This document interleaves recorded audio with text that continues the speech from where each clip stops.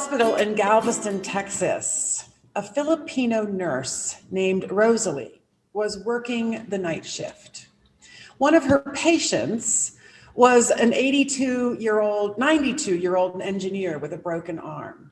Another was an 82-year-old man with renal disease. The third patient was only 52, but diabetes had caused him to lose his left foot. The diabetic had been a Baptist preacher in a Black American church, along with running a car detailing business. But then his disease began to rule his life. He took only a portion of his insulin, telling Rosalie that he knew his body best. "I'll let the doctor know," she said with a smile, wanting to avoid an argument. He softened a bit and told her that he would try to be a model patient. "Your job is hard enough," he said. "You don't need someone acting the fool." When things got busy with a diaper change for the engineer, instructions for the man with renal disease, and a shot for the diabetic. And on top of this, a new patient arrived, a man from Mexico who spoke limited English. Since Rosalie had previously thought about becoming a nun, she made a connection with him over the fact that they were both Catholic. Later in the shift, Rosalie and the diabetic preacher talked about the book of Job. "Because of his faith," said the man, "God rewarded him double." "God is just," Rosalie agreed. "Whatever his will," said the diabetic, "I'll accept it." Well, all through the night, Rosalie worked hard, caring for her patients. And then she went out into the sun-scrubbed morning with a satisfied yawn. In a book about Rosalie, journalist Jason DeParle explains that Celtic pilgrims talk of thin places where the distance between heaven and earth narrows and the presence of God is more readily felt. Rosalie the nun worked in a thin place. DeParle's book is entitled "A Good Provider is One Who Leaves: One Family and Migration in the 21st Century." In it, he follows Rosalie and her family over the course of 30 years. Members of that family migrate around the world in search of work, then send money back to their relatives in the Philippines. DeParle explains that the money that migrants send back to their families is 3 times the world's foreign aid budget combined. Migration, he says, is the largest self-help program, the world's largest anti-poverty program. It's hugely important to the people who are relying on the money they get for education, for healthcare, for food, and for shelter. Because of this, there's a powerful Filipino expression that became the title of a book. A good provider is one who leaves. That's surprising, isn't it? Normally, particularly from our privileged perspective, we think of good providers as those who stick around. But in a world of global migration, in the world where those who need have to go elsewhere to have, a good provider is one who leaves. The very same is true for disciples. We see it in all of the call stories of Jesus's disciples. Each of the Gospels tells this story a little differently, but in each case, it's pretty clear that you gotta leave in order to follow. In Luke's version of the call of his first disciples, Jesus has already done a lot of teaching and healing. And here in this story, people are crowding around him to listen to him preach. He's getting a tad pressured by the crowd, sees a couple of boats and these fishers washing their nets, and he jumps into Simon's boat so that he can get a little distance from the crowd pressing in on him. And he takes back up the preaching from the lake. Then, after he's finished the lesson, there's this whole fishing miracle that requires all of the fishers to come out to help collect boatloads of fish, wherein Simon Peter and his partners, the sons of Zebedee, James and John, fall to their knees in astonishment over Jesus's authority. They're a little freaked out. Jesus reassures them with one of his best-known slogans, "Don't be afraid," and then tells them that he will teach them how to fish for people. And honestly, they are all so amazed that they just cannot help themselves. They're compelled to drop everything, leave their boats and their nets and their fish and their family and follow. You might say they're called, compelled, crazy even, but they have to leave to follow. A good disciple is one who leaves. Now, the original followers of Jesus created problems when they took off. After all, fishing was a family business, and Zebedee could not have been happy to be left holding the nets. Simon had a house in Capernaum, which he shared with family members that included Andrew and Simon's mother-in-law at the very least. With Simon and Andrew on the road with Jesus, who was paying the bills? The 12 disciples may have sent money home as Filipino nurses do from around the world, but there's no biblical evidence that they actually did that. In fact, Luke tells us later that a group of women provided for Jesus and the disciples out of their resources. The disciples simply left. They left their work, they left the comfortable, and they left the familiar. And we know the rest of that story and what that meant for them. Hard living, dirty doings, and changing everything. And Jesus was proud of them for doing so. So what does it mean to be a good disciple today? We may not be challenged to quit fishing and follow Jesus. We may not even be challenged to leave our livelihoods and families behind. But still, when you think about it, in order to follow, you gotta leave something anyway. It may mean leaving some things or some people, but it could also mean, at minimum, leaving where you are, or abandoning what you know or what you think you know, and just walking with Jesus in a new spiritual direction. So let's take a look. What might good discipleship call for today? A good disciple is one who leaves home, leaves work, and leaves the church to serve. Most of us spend a great deal of time on the job, laboring in ways that provide income for ourselves and our families. Such effort is beneficial, but Jesus doesn't want our job to take over our lives. Life coaches and pastors ask, "What's your work-life balance?" A career guru named Jenny Unglis points out that the pace of our lives today and the fact that modern technology means we're always contactable makes it really difficult to switch off from work. If work takes up all of our time and energy, we're going to resent it instead of enjoying it. And working or not, this pandemic context, everything is mushing into everything else, and we're literally exhausted by the lack of boundaries around work and home. So how do we leave work and get filled back up again with spirit and love? I think one way is to serve. That feels like it might be more work, but leaving the church and leaving home to go into the street, to meet people where they are, to spread the good news and love of God, to serve. Yeah, it might sound like more work, but I promise it will inspire and feed your spirit. Jesus calls us to switch off, leave work, and serve. This might mean tutoring an at-risk kid on Zoom, now, teaching English as a second language, swinging a hammer for Habitat for Humanity, putting a few hours a week into serving others, I promise, will give you a sense of satisfaction that you cannot find at work. Service brings us closer to Jesus, who said that he came not to be served, but to serve. Secondly, I would say a good disciple is one who leaves the comfortable for the uncomfortable. Pine Ridge Reservation, Appalachia, Haiti, South America, many of you have had experiences leaving home to serve and giving up the comfort to do things like building houses or bringing medicine or sharing prayer and worship with a sister church. There's a group of men and women from Fairfax Presbyterian in Virginia who leave the United States and travel to Honduras for these week-long mission trips. They do it every year.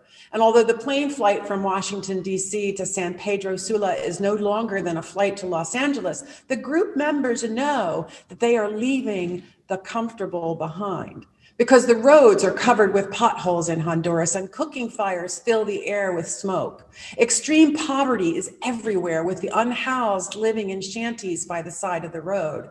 When members of the church serve in medical clinics, they find that care is delivered with love, but it's outdated by at least a generation.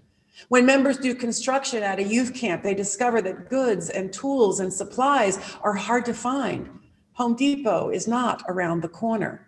And yet leaving the United States for Honduras is worth the discomfort. The joy of the Honduran people is infectious, and their faith in the face of daily hardships is inspiring. Strong bonds have developed over nearly 2 decades of visits, linking Americans and Hondurans in deep and loving relationships. So for these members of the Fairfax Presbyterian Church, an uncomfortable week in Honduras is the best week of their year. But I want to share a story from my own recent experience that offers another frame for leaving the comfortable for the uncomfortable in order to follow Jesus. This past season, several young members of the Human Rights Commission here in Medford took on leadership of the planning for our City of Medford Martin Luther King celebration, something for which I have personally been in the center of planning and creating for the past 5 years in Medford and in all of my ministry in other settings. These young members, all of whom were wise beyond their years, were focused on centering the lived experience of those for whom Martin Luther King was preaching and teaching and representing. These young new human rights commissioners were bold and brave and more concerned about change and justice for those whose voices had been silenced than they were in maintaining the status quo or in the comfort of the dominant caste and culture here in Medford. Over and over again, they grounded themselves in King's message of equity and justice over the heartwarming, whitewashed message of dreams and children getting along that we white folks have loved to preach. They developed a plan that was different than that which had been the model for the past number of years. And when those of us, including me, reflected discomfort or even disappointment with some of the plans, they held their ground on behalf of racial reckoning. And they pulled off an amazing program of poetry and truth-telling about the lived experience of Black, Indigenous, and people of color. They offered an academic who was wise about pathways out of the rampant poverty that exists in our country. And they called for our institutions, including the mayor and the superintendent of schools, to be accountable to their vow to become an anti-racist city. Isn't that a great story about leaving the comfortable for the uncomfortable in order to follow? But that's not the real story that I want to tell. I want to confess a little about my internal experience, because that, my friends, is the real story for me, and I think for you, for many of you, of leaving the comfortable for the uncomfortable. So here it is. I kept showing up at these meetings with my title and white privilege, and I kept having a reaction, although it took me a while to see it. I had been invited, but nobody was asking me to lead. I was in the room as the lead pastor of Sanctuary UCC, the president of the Interfaith Clergy Association, who was supposed to be co-hosting this thing, and several other titles that I hold as a leader in the community. But I wasn't leading, they were. And when I offered historical perspective and information about the things that mattered in the past for this MLK Day program, they said, "Thank you very much, Reverend Wendy," and kept right on planning for what they were planning. And when the matter of prayer and presence of the Interfaith Clergy Association arose, they said, "The Human Rights Commission has made a commitment to keep religion out of city spaces." Needless to say, I had a reaction. I was struggling to show up and stay in the Zoom room. I heard this inner voice say, "You have plenty of things on your plate. They don't seem to need you," or maybe it was about wanting me or what you have to offer. "So let go and let them do it themselves." And by the way, I even heard myself think, just let them fail and then they'll need me the next time. And then, by the grace of God and the presence of the Holy Spirit, I hated the way I was feeling about these beautiful young women, about the words that were coming out of my mouth. And there was resentment and judgment that was disturbing me. And I was uncomfortable because I needed to step back and step aside and make space for another on behalf of equity and justice. Here was the truth, my friends. My reaction was classic classic white Christian baby boomer fragility. I was feeling the pressure of someone else being in power, and I wanted to cry white woman tears. Again, by the grace of God and the way of Jesus, I didn't do that. And I was able to acknowledge in the meeting that my white Christian boomer fragility was showing, and that I could both yield to the plan and be available to support them in whatever way I could. Leaving the comfortable for the uncomfortable. It's not easy, but we can learn to leave the comfort of our privilege to find grace in the discomfort of being just equal among the whole of our community. Not more than, not less than, we say in AA, just another bozo on the bus, but in the discomfort of not being in charge. Finally, and third, a good disciple is one who leaves the familiar for the unfamiliar. One powerful way that we can follow Jesus is to leave our bubbles of agreement, cross lines of difference, to learn and love across the aisle and with those with whom we are unfamiliar. Friends, driven by media and bots, grounded in nationalism, exceptionalism, and American individualism, people are seeking out like-minded friends and neighbors, and the result was on display throughout this entire political season. Terrible political polarization. Americans are increasingly segregating themselves by political party and ideology, even in their residential communities, says Greater Good magazine. This segregation makes us more likely to demonize each other as more and more people live alongside people who hold just the same political beliefs as themselves. Good disciple is one who leaves the familiar and seeks connection with people who do not share their race, religion, political party, or ideology. Such a person understands that Jesus did not begin his ministry by talking only with like-minded Galileans. Instead, he and his disciples immediately faced a man with an unclean spirit. Then Jesus cured many who were sick with various diseases and cast out demons. And instead of staying at home, Jesus said, let's go on to the neighboring town so that I may proclaim the message there also. Our kids said it this morning, go out and share the love. Jesus and his disciples did not remain in familiar places with like-minded people. Instead, they moved into new areas and did the work of helping, healing, teaching, and preaching. Yes, they had difficult confrontations, which is to be expected when lines are crossed, but disagreements are natural and healthy, while polarization is not. Greater Good magazine also reported that polarization has a long list of negative effects. Our families are being undermined. We're less likely to help each other. We're more stressed out. Violence is more likely, and it's becoming harder and harder for us to solve problems.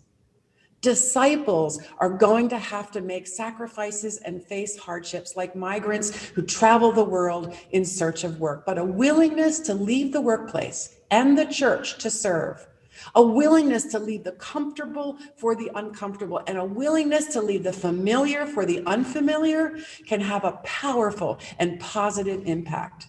When we reach out to others, we discover the words of Jesus are true. The time is fulfilled and the kingdom of God has come near.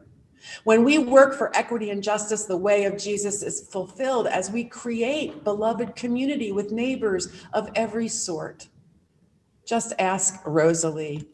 On the wall of her Texas house, she has a 6-foot crucifix that proclaims Jesus, the Redeemer and King of Kings. She has a nurse's prayer for a compassionate heart that she passes each day as she leaves her house and goes to work at the hospital. A good disciple is one who leaves. So get up and take it away. Amen.